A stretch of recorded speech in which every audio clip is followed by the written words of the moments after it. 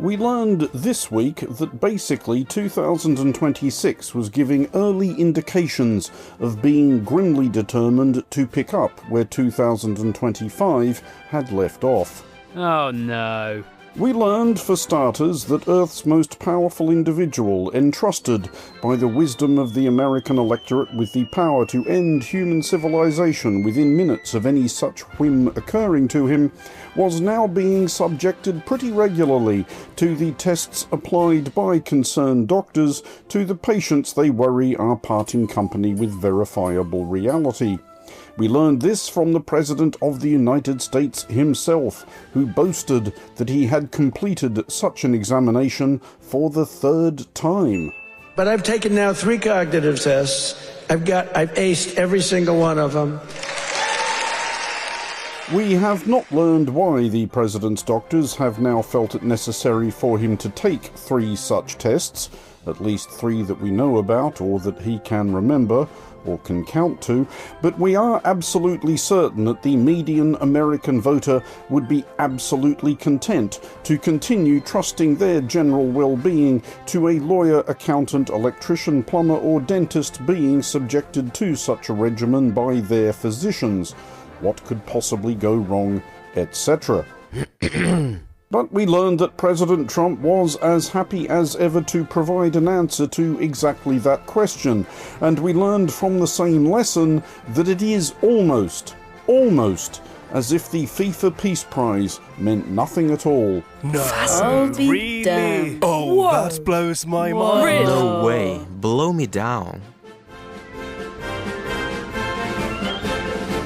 Yes, we learned that, having spent the season of goodwill bombing Nigeria, the airstrikes conducted by U.S. AFRICOM targeted locations within the Bauni forest around Waria and Al-Qasim villages. then threatening to bomb Iran again. President Trump, meantime, posting a stark warning to Iran's leadership early this morning, saying if the regime kills peaceful protesters, the U.S. would intervene, and that American forces are locked and loaded. And then, apparently having lost interest in both endeavours, President Trump had instead decided to cry havoc and let slip the dogs of etc. at the capital of a particular South American country. Caracas?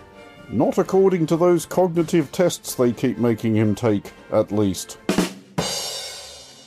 We learned, yes, that President Nicolas Maduro of Venezuela was poised to become the third former head of state this decade to stand trial in a New York City courtroom after this guy. This was a disgrace. This was a rigged trial by a conflicted judge who was corrupt. And this guy. Former Honduran President Juan Orlando Hernandez was sentenced to 45 years in prison without probation by a New York court for several crimes related to drug trafficking and the use of weapons. And Maduro can perhaps console himself that it worked out okay for both those previous two guys, one of whom ended up in a position to pardon the other. Tonight, the former president of Honduras, serving time in a U.S. prison, walking free after a pardon from President Donald Trump over the weekend. And we learned that he was on hand to reassure an anxious world that he had very definitely thought this latest escapade all the way through. All the way back, it dated to the Monroe Doctrines. And the Monroe Doctrine is a big deal. But we've superseded it by a lot, by a real lot. They now call it the Donroe document. I don't know. It's Monroe Doctrine. We sort of forgot about it. We learned, therefore, and not for the first time, that maybe the way to get Trump to uphold or pursue anything is to find a way to allow him to name it after himself. So maybe the United States' bewildered European allies, as of this recording, etc., could try to interest him in the Geneva Donventions, or the United Nations Charter, or the Treaty on the Non-Proliferation of Nuclear Weapons. Come on.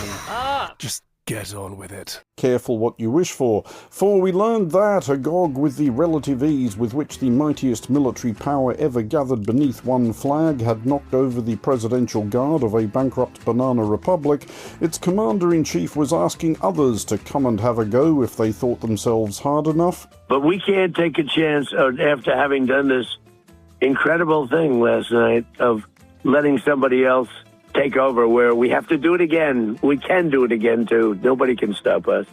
There's nobody that has the capability that we have. Specifically, Colombia. Colombia is very sick, too, run by a sick man who likes making cocaine and selling it to the United States. And he's not going to be doing it very long, let me tell you. Mexico. By the way, you have to do something with Mexico. Mexico has to get their act together because they're pouring through Mexico, and we're going to have to do something. Greenland. We need Greenland from a national security situation. It's so strategic. Right now, Greenland is covered with Russian and Chinese ships all over the place. Land covered with ships, righto.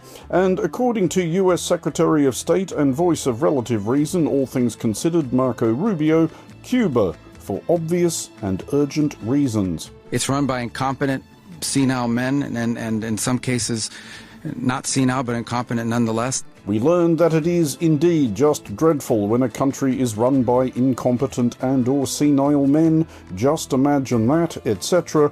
Let's hear for the first time in 2026 from the General Muttered Agreement crew. Expecting big things from you guys again this year, but we learned greatly hearteningly that there is a better way for disputes among nations to be resolved than through the dispatch of gunboats, the marauding of aircraft, the launching of missiles, the deployment of special forces to personally assault the head of state of a country with which your country is at odds. And we learned this from Russian Foreign Minister Sergei Lavrov, who after expressing concern and condemnation regarding the US action in Venezuela, had the following words of sagely restraint to impart, as will now be read by whoever was available. We proceed from the fact that all partners who may have claims against one another must seek ways to resolve problems through dialogue. Is that right, Sergei Viktorovich? Is it?